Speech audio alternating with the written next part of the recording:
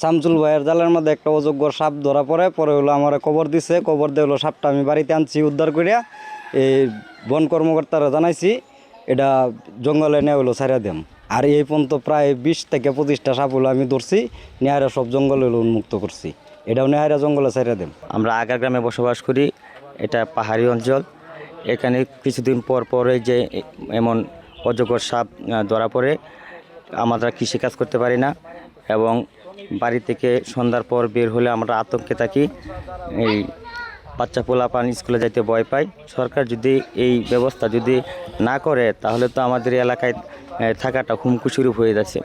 এই হুমকি থেকে এবং আমরা নিরাপদভাবে যেন চলাফেরা করতে পারি, সরকারের কাছে আমাদের এই অনুরোধ।